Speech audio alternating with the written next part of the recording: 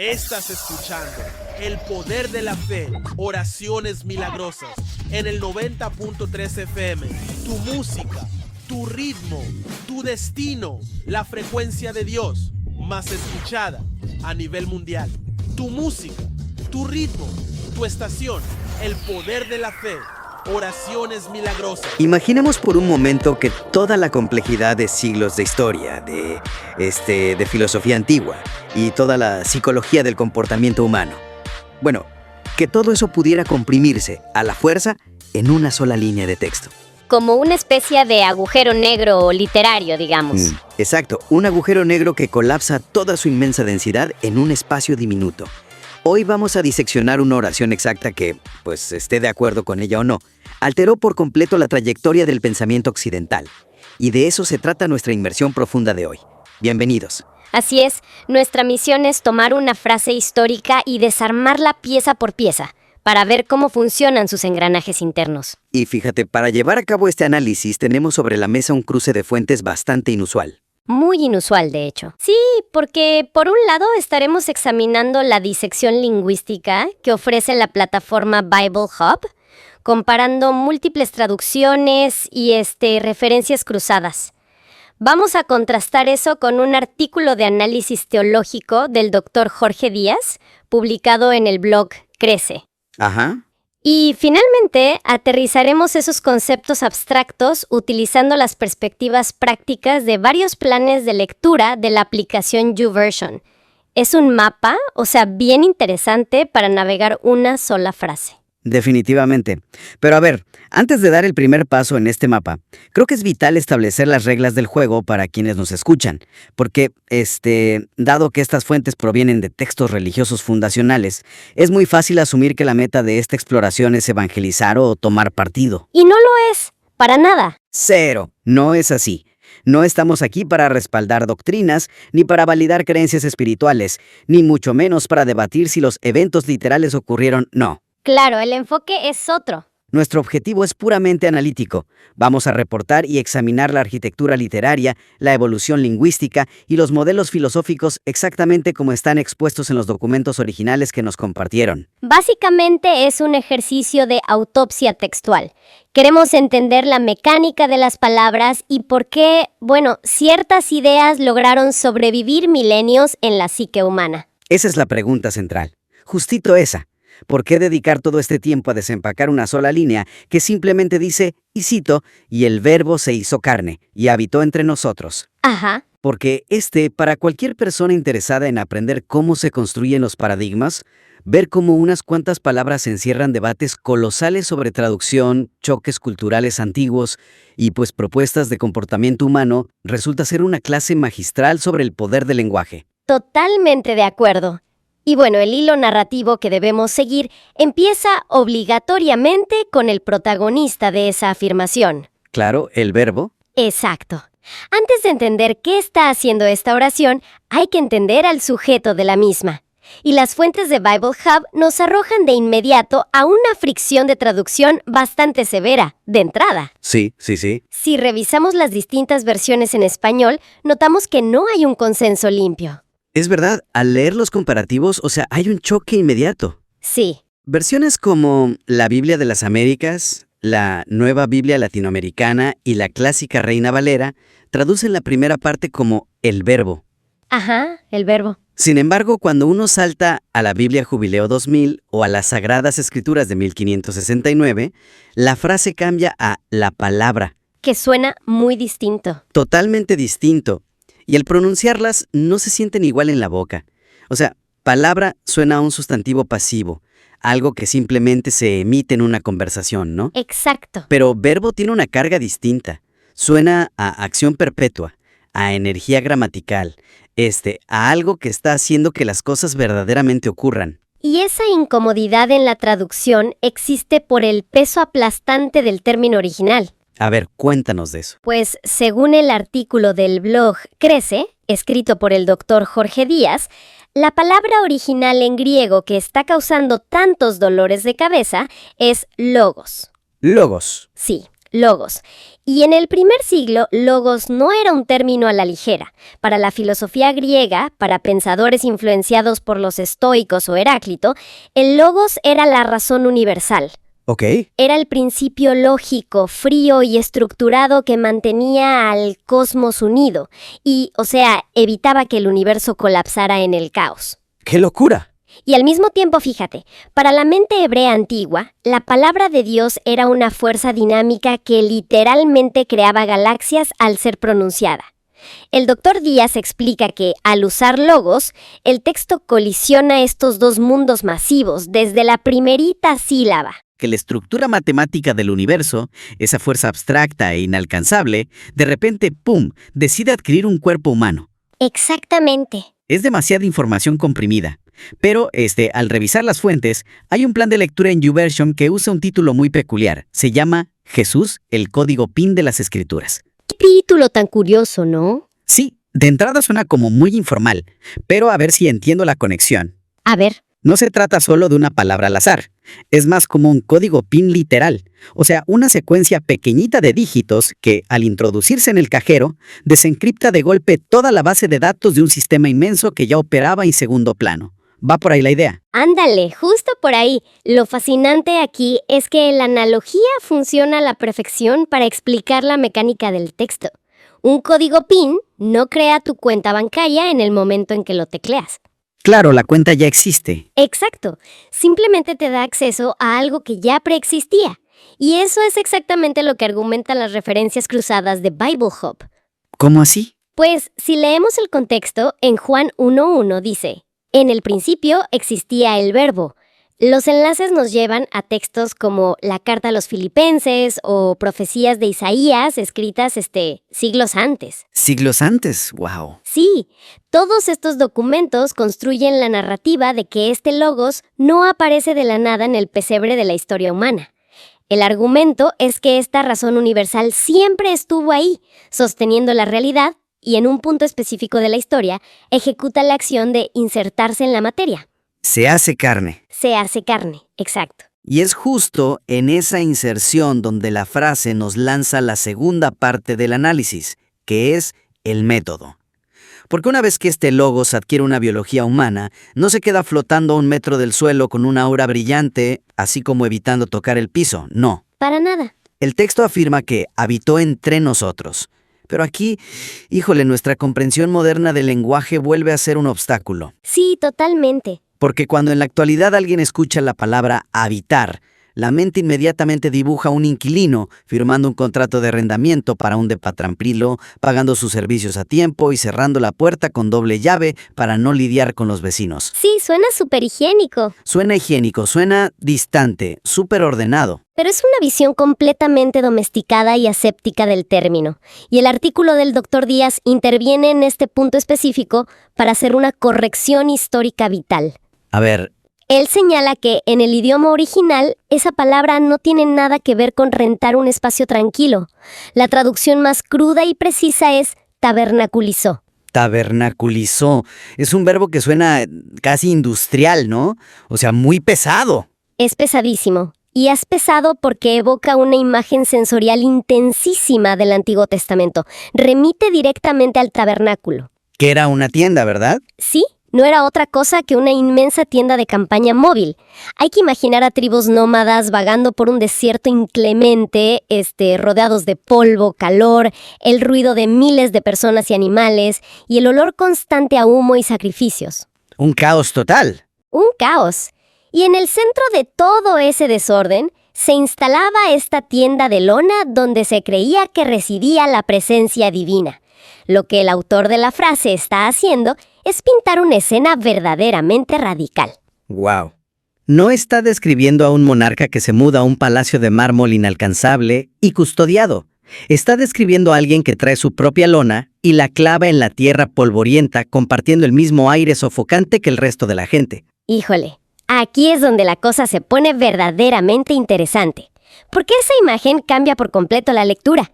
Es un contraste brutal con nuestra obsesión moderna por la comodidad y el aislamiento. Así es. De hecho, fíjate, hay un ejemplo en uno de los planes de YouVersion, el que se titula Jesús y la locura de la Navidad, que ilustra esto de una manera brillante. A ver, cuéntame de ese. Pues plantea que la idea de tabernaculizar es como si alguien, en lugar de reservar la suite presidencial en un hotel de 5 estrellas con seguridad privada y todo, Ajá. decidiera llevar una tienda de campaña barata e instalarla en medio del lodo, justo en el epicentro de un festival de música completamente caótico y ruidoso. Me encanta esa imagen. Sí, porque el concepto central de esta encarnación no es esperar a que la humanidad se bañe, se calme y se comporte bien para entonces acercarse, ¿no? Exacto. La premisa es acampar directamente en el centro del caos, en el fango de los problemas diarios de las personas. Totalmente. La metáfora del festival en el lodo captura la esencia visceral del texto original, o sea, a la perfección. Y eso nos empuja hacia la siguiente gran interrogante lógica. ¿Qué trajo consigo? Justo, si este principio universal abstracto, este logos impecable, tomó la decisión de bajar a acampar en el lodo del desastre humano, ¿qué fue exactamente lo que trajo en su equipaje al llegar? Claro. El final del versículo responde revelando dos atributos que, según la estructura de la oración, son absolutamente inseparables. El texto cierra diciendo, y cito de nuevo, y vimos su gloria, gloria como del unigénito del Padre, lleno de gracia y de verdad. Gracia y verdad. Gracia y verdad.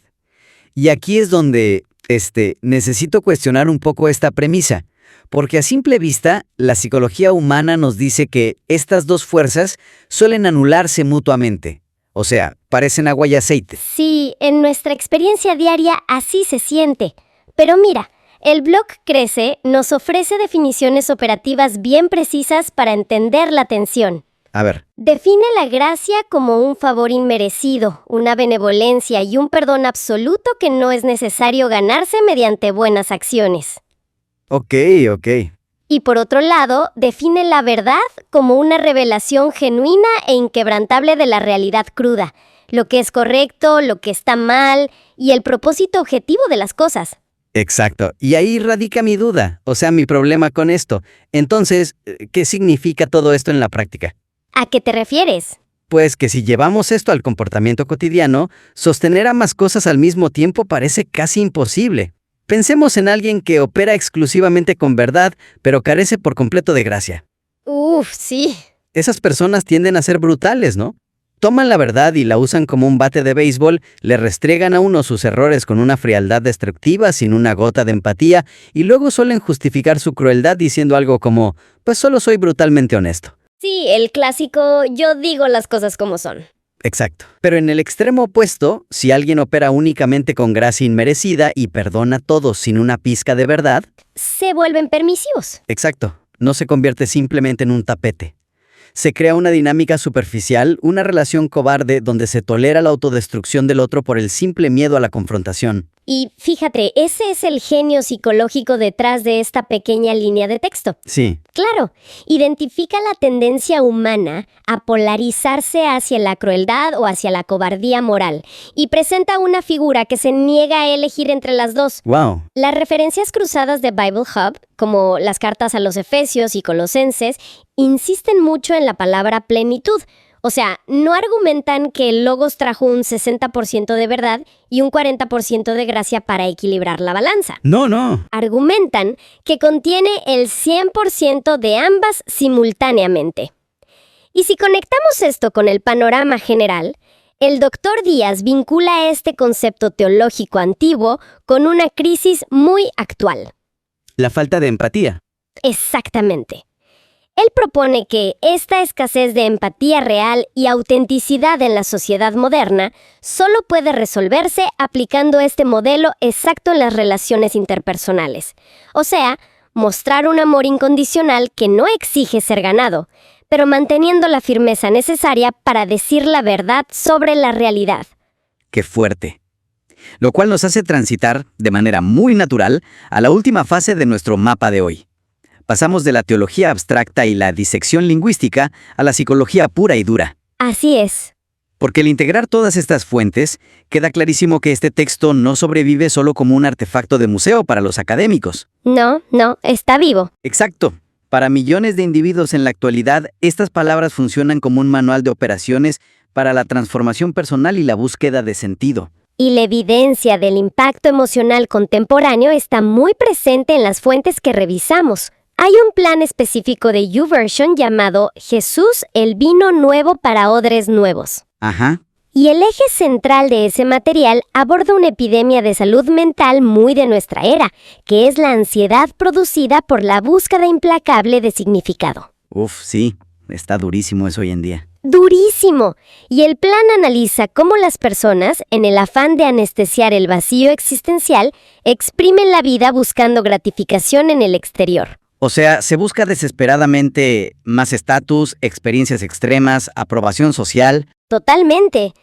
El texto, sin embargo, plantea un giro de 180 grados. Sugiere que el ancla real se encuentra buscando hacia el interior, reconociendo este logos que ya decidió ensuciarse los pies en nuestro propio caos. Y el impacto de ese giro no es meramente teórico, o sea, no se queda en ideas. Las fuentes nos dejaron ver algo tan cotidiano, pero tan revelador como la sección de comentarios del blog Crece. Ah, el comentario que encontramos. ¿Sí? Encontramos un mensaje de diciembre de 2025 de una usuaria llamada Clara Melgar. Ajá. Es súper escueto, ¿eh? Solo dice, gracias por compartir, edifica mi vida. ¡Qué belleza! Y vale la pena detener la maquinaria un segundo para dimensionar eso. Una oración redactada hace más de 2000 años que intenta articular la colisión entre la razón universal griega y la divinidad hebrea, pues posee la atracción suficiente para que alguien, navegando por Internet en medio del ruido digital de hoy, la lea y sienta que las bases de su propia psicología se están edificando o reconstruyendo. Es un fenómeno sociológico fascinante, de verdad, porque en una época definida por la sobrecarga informativa, donde el ciclo de noticias y las redes sociales fomentan lo efímero y el cinismo, pues textos con este nivel de densidad histórica operan como contrapesos, proveen un marco de referencia sólido. Un ancla, digamos. Exacto, la idea de un ideal supremo que no exige que uno suba a la cima de una montaña de perfección, sino que decide tabernaculizar en el fango humano, ofreciendo 100% gracia y 100% verdad. ¡Wow! Eso otorga un sentido de propósito que la gratificación instantánea, pues simplemente no puede replicar. Esto arroja una reflexión integradora que me parece vital, sin importar desde qué trinchera filosófica se analice el material de hoy. A ver, cuéntanos. El modelo mental de hacer carne nuestros propios valores más altos es un reto a la integridad personal que trasciende cualquier religión. Totalmente. Si uno se pone a pensar en cuántas ideas nobles, cuántas intenciones de justicia, cuántas filosofías de vida brillantes tenemos flotando en nuestras mentes como simples teorías abstractas, Un montón. muchísimas. El texto nos confronta con la idea de que la excelencia moral no significa absolutamente nada si se queda en el terreno de las ideas. El mayor desafío de la vida auténtica es lograr que nuestras propias convicciones bajen a la tierra, adquieran manos y pies, y se atrevan a caminar por el lodo de la vida diaria, asumiendo el costo de relacionarnos con los demás desde la gracia y la verdad. Qué buena forma de ponerlo, porque en última instancia es la exigencia de llevar la abstracción a la acción concreta. Exacto. Una razón universal, por más perfecta que sea, carece de utilidad humana si permanece en el vacío del espacio infinito. Requiere fricción, requiere materia, requiere encarnarse para tener significado empírico real. Y para visualizar el recorrido que acabamos de hacer hoy, comenzamos parados frente a un agujero negro literario de apenas unas cuantas palabras. Ajá. Al desempacarlo, expusimos la inmensa carga filosófica del logos. Nos adentramos en la incomodidad de una tienda de campaña instalada en medio del caos humano. Sí, y desmenuzamos la mecánica casi imposible de sostener la máxima gracia junto a la máxima verdad sin que una destruya a la otra. Y fíjate, el valor profundo de diseccionar información con esta lentitud es que entrena la mente. Sí, te frena, ¿no? Nos arranca del hábito moderno de leer por encima, de escanear titulares nomás. Nos obliga a reconocer que debajo de la superficie del lenguaje aparentemente sencillo, a menudo se esconden las respuestas a preguntas existenciales que ni siquiera sabíamos cómo articular. Totalmente de acuerdo. Al inicio mencionamos que el mayor reto para los ideales es lograr hacerse carne en el lodo de lo cotidiano, en lugar de flotar como conceptos puros. Sí, lo dijiste. Pero hay una idea final, Algo que, bueno, no estaba explícito en las fuentes y que quiero dejar sobre la mesa para que cada quien la analice por su cuenta esta semana. A ver, suéltala. Si el texto original insiste en que el clímax de una idea es descender, ensuciarse y tomar un cuerpo físico y vulnerable, hoy en día parece que estamos obsesionados con hacer exactamente lo contrario. ¿En qué sentido? Pues piensen en nuestra cultura digital.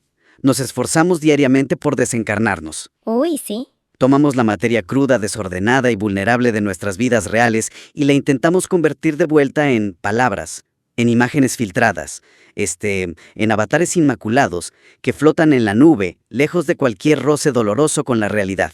Qué fuerte eso, ¿eh? Si el modelo histórico para la transformación y la verdad profunda es el de tabernaculizar en el fango, pues valdría la pena preguntarnos si nuestra obsesión actual por construir refugios digitales perfectos no es en el fondo una forma muy sofisticada de huir del lodo donde realmente ocurre la vida, ¿no crees? Una interrogante súper incómoda, pero absolutamente necesaria para evaluar si estamos evolucionando hacia una mayor autenticidad o simplemente escondiéndonos detrás de versiones asépticas de nosotros mismos. Un punto final perfecto para masticar durante la semana. Ha sido un recorrido extraordinario a través de las capas de la historia y el lenguaje. La invitación sigue siendo la misma de siempre. Sigan escarbando bajo la superficie. Duden de las lecturas superficiales. Y sobre todo, sigan cuestionando la anatomía de todo lo que leen. Porque uno nunca sabe cuándo una sola oración va a contener un universo entero esperando a ser desencriptado. Muchas gracias por acompañarnos y nos escuchamos en el próximo Análisis Profundo. Familia de la Fe. Hemos llegado al final de esta emisión de El Poder de la Fe, Oraciones Milagrosas. Pero nuestro camino juntos no termina aquí. Recuerda que cada palabra, cada plegaria y cada testimonio compartido es una semilla de esperanza que puede florecer en tu vida. Gracias por dejarnos entrar a tu hogar, a tu corazón y a tu espíritu. Nos llena de alegría caminar contigo en este sendero de luz y espiritualidad. Te invitamos a que nos sigas acompañando cada semana en este espacio de reflexión, oración y encuentro con Dios. No te vayas sin hacer lo siguiente. Comparte este programa con alguien que lo necesite. Dale me gusta si tocó tu corazón. Síguenos en nuestras redes sociales. En YouTube como El Poder de la Fe, Oraciones Milagrosas y en Facebook, donde también te esperamos con más contenido que fortalece el alma, porque la fe se multiplica cuando se comparte y los milagros suceden cuando creemos con el corazón. Nos escuchamos muy pronto y recuerda, Dios nunca llega tarde. Siempre llega a tiempo. Bendiciones infinitas y hasta la próxima emisión. El Poder de la Fe. El Poder de la Fe. Oraciones Milagrosas. Oraciones Milagrosas.